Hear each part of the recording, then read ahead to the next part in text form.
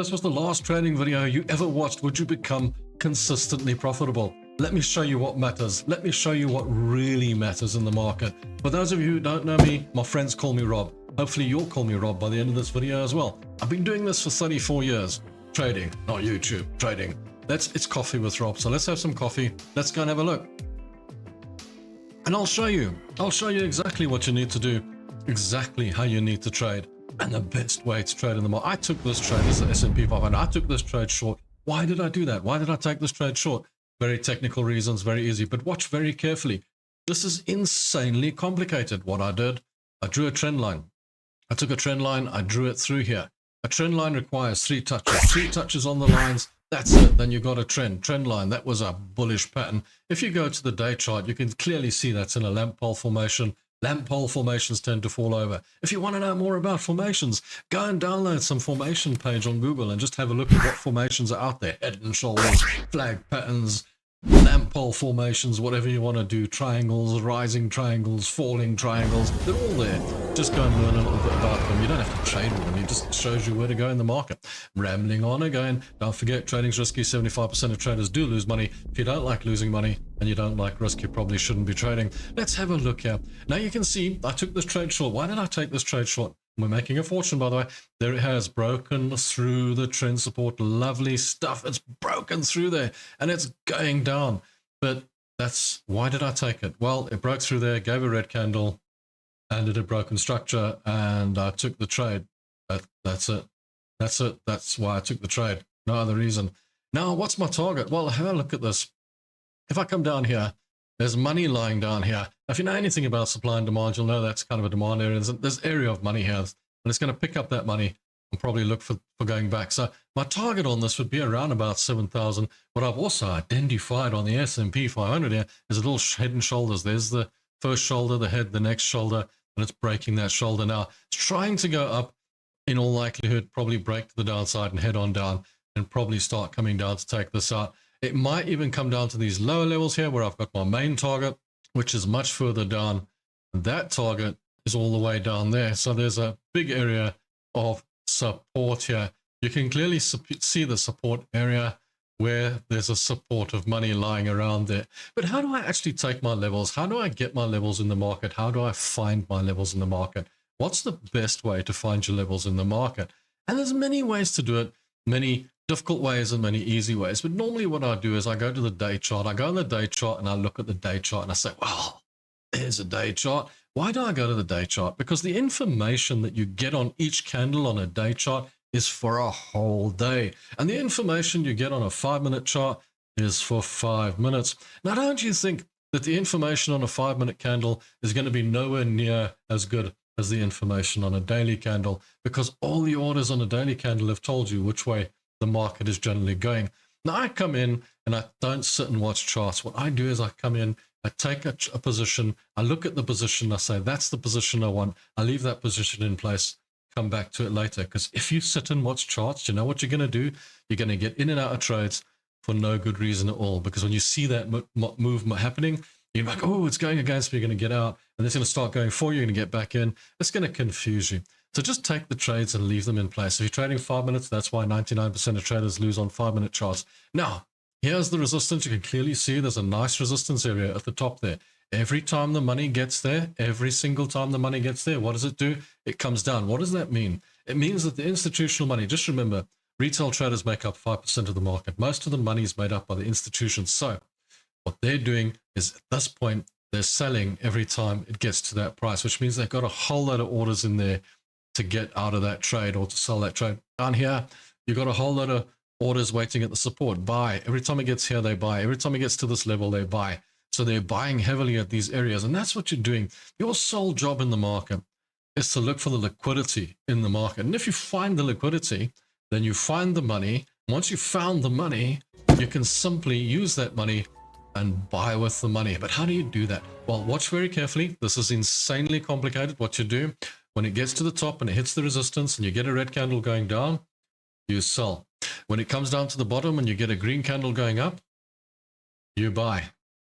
Complicated, eh?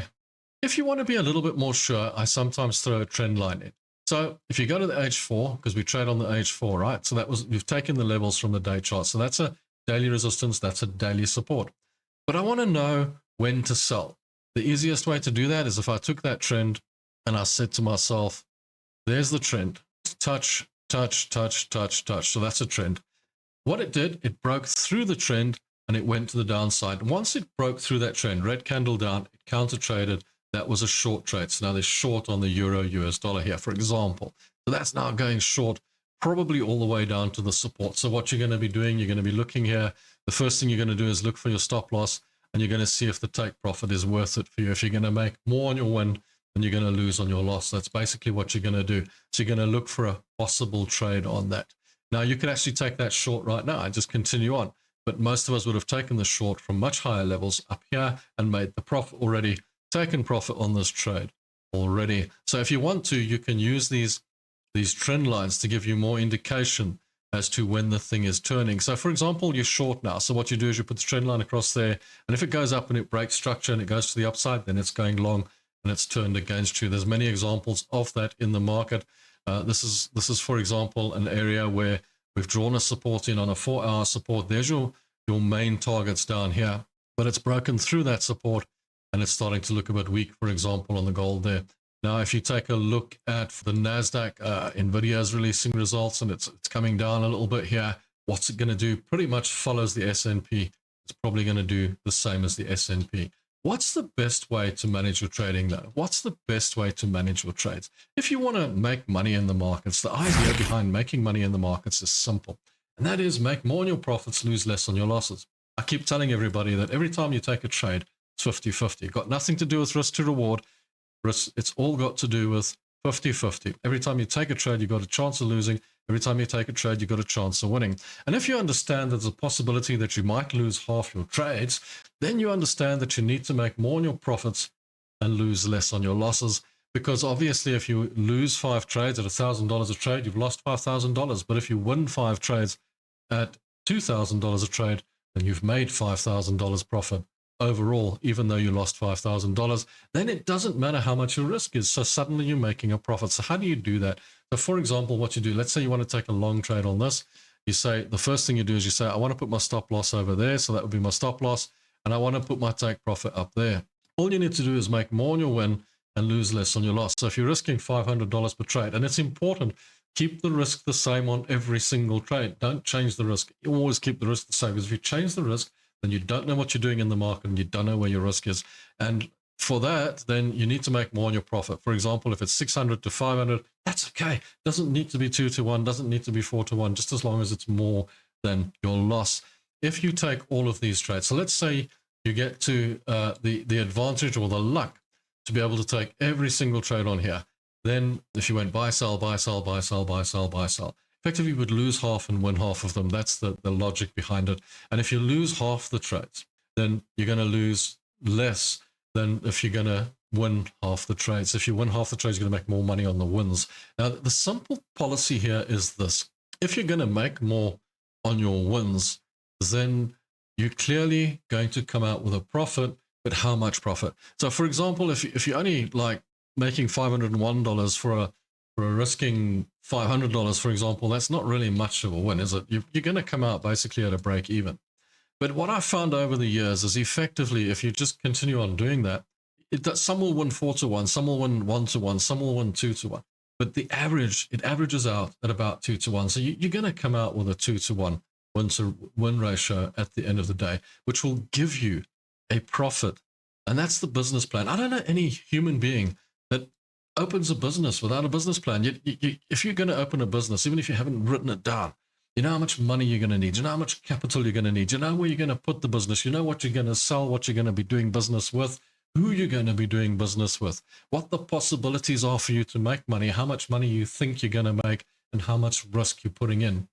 Everybody knows this when they open a business. So why is it when you get into trading that you get into trading and you don't do this and you don't do these things? You don't work out what your risk is going to be. You don't work out how much capital you're going to need. You don't work out what your possible profits are going to be. You don't work out what the whole concept is going to be. You just jump in, you start trading, you do a course, you do a demo, You start trading willy-nilly with a hope that you're going to make some kind of profit.